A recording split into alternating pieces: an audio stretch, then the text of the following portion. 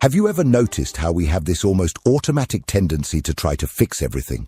Life changes, things slip out of our control, plans fail, people leave, cycles end. And what do? We fight, we force. We desperately try to rebuild what existed before, as if the old was always better, as if the new were a threat.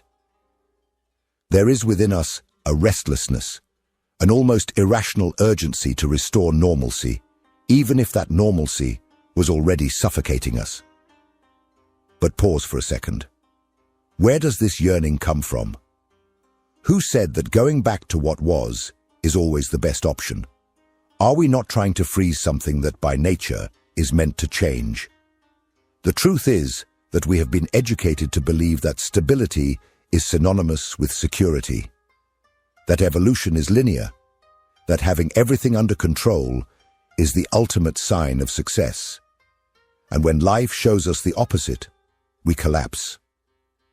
Alan Watts said that resistance to change is the root of all suffering.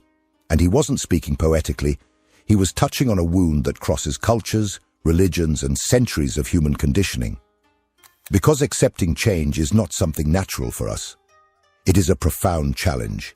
It's like abandoning a castle we have spent years building, even if it is slowly sinking into the sand. But there is something that is rarely taught to us. There is beauty in what escapes. There is wisdom in the unspoken. There is meaning in the void.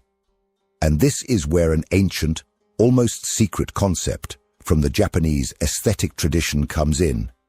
Yügen, a word that has no direct translation because it does not want to be explained. It wants to be felt. Yügen is the subtle.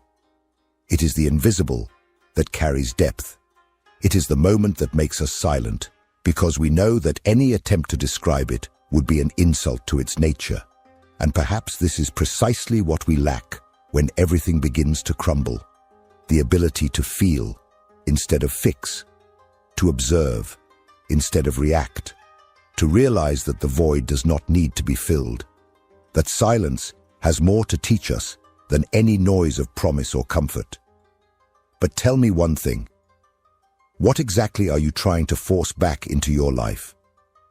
What is falling apart, and yet you insist on holding on to? Stay with me until the end, because this question, even if you don't yet have the courage to answer it, will be explored in depth throughout the video.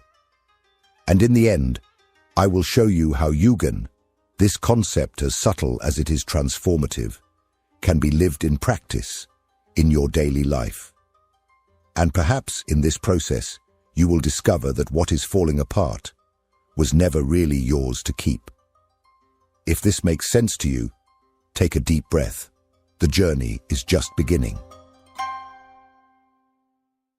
Imagine someone who managed to take the millennia-old teachings of Zen Buddhism, Taoism, and the more subtle Eastern traditions, and translate them to the heart of modern Western culture without losing their depth.